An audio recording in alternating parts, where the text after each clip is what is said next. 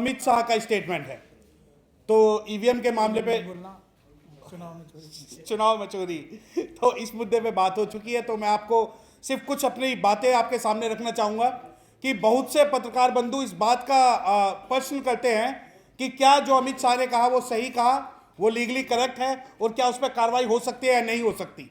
सबसे पहली बात मैं आपको बता दूं कि अमित शाह ने जो भी पार्लियामेंट के अंदर किया, हो सकता है वो उनकी इम्यूनिटी हो, परंतु जैसे ही वो स्टेटमेंट पार्लियामेंट से बाहर आया उनकी इम्यूनिटी खत्म हो जाती है और section 3 subsection 1 subsection V subsection U section 3 subsection 2 subsection 5 of SC/ST act में उनके खिलाफ मुकदमा दर्ज हो सकता है। और इसी बाबत जो है बादलिया साहब ने शिकायत दे दी है।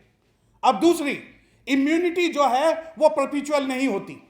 इम्यूनिटी का मतलब ये नहीं कि आप पार्लियामेंट के अंदर बैठ के कत्ल कर दोगे, नहीं, तब आपको इम्यूनिटी नहीं दी जाएगी।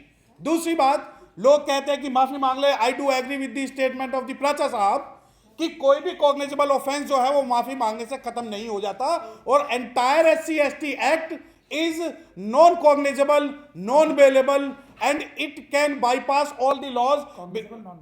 Cognizable, non bailable and it override other laws, section 20, non compoundable also. तो माफी मांगने का तो सवाल ही नहीं।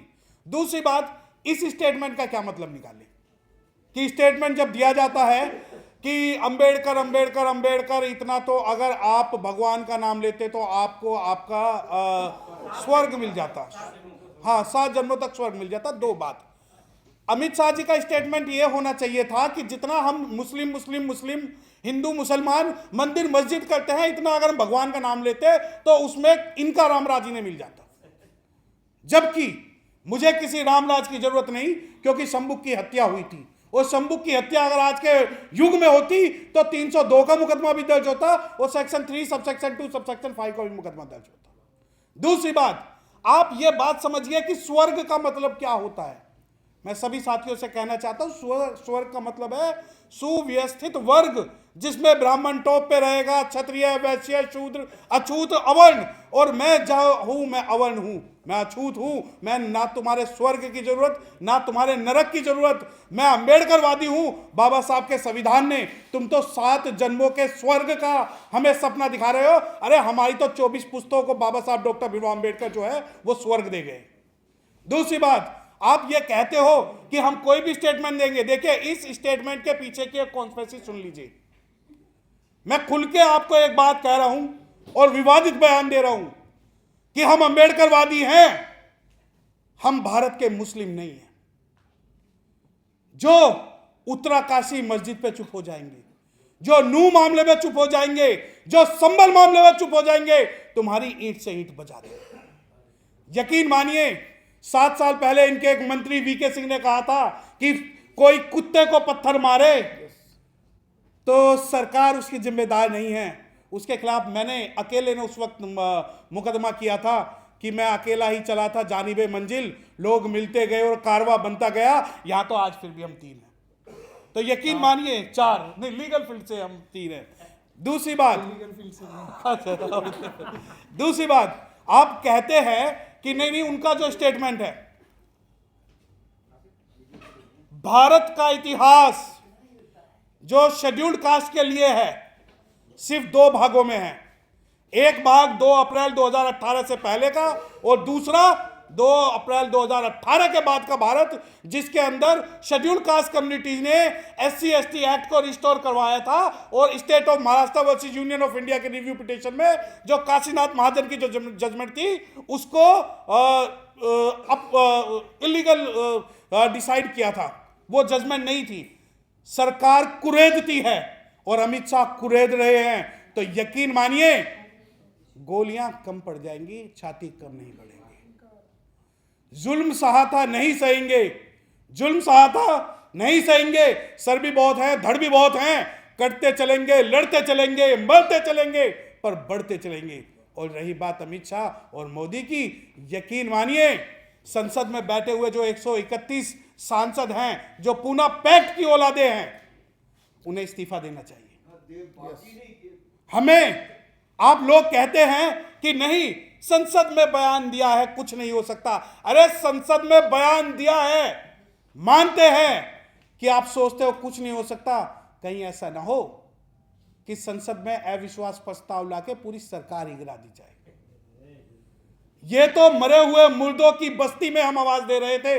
यकीन मानिए, अगर पार्लियामेंट में हमारे 10 शेर भी आज भी पैदा हो जाए ना, इनकी आने वाली 7 पुश्तें जो है वो पार्लियामेंट में कोई स्टेटमेंट नहीं देंगी। दूसरी बात, पीछा नहीं छोड़ा है, नहीं छोड़ा है।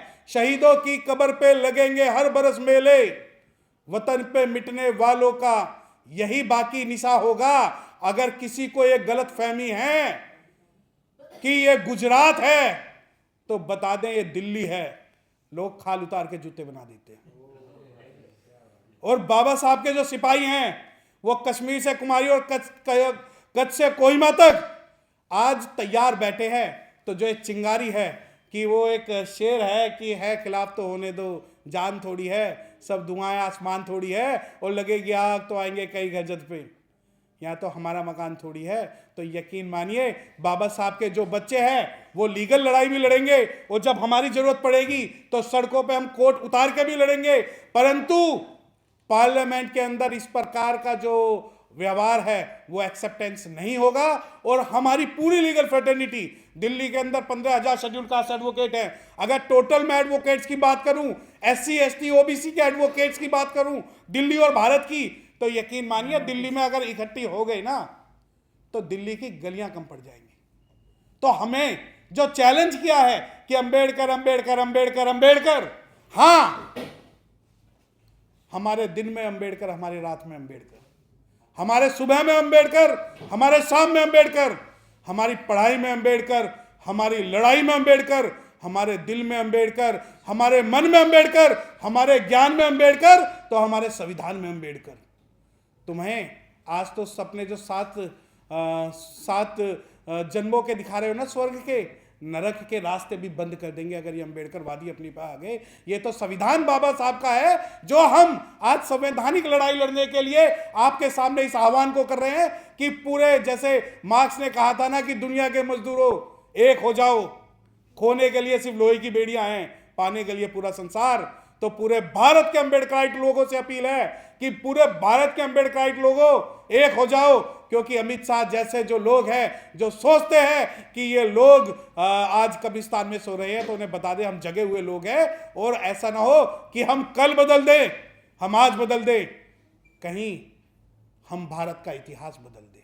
तो आप लोगों से हमारी ये उम्मीद है कि इस मुहिम में जो भी लीगल लड़ाई है, आप सभी लोग, पूरे भारत के एडवोकेट, पूरे भारत के अंबेडकराइट लोग, चाहे वो SC ST OBC और माइनॉरिटीज हो, वो अपने थानों में शिकायत दे और मुकदमे दर्ज कराएं। जो भी लीगल बैटल है, जो भी लीगल फील्ड है, उसके लिए हम आपका सहयोग करेंगे। इन्हीं शब्दों के साथ मैं अपनी वार्निंग को विराम देता हूं। जय भीम।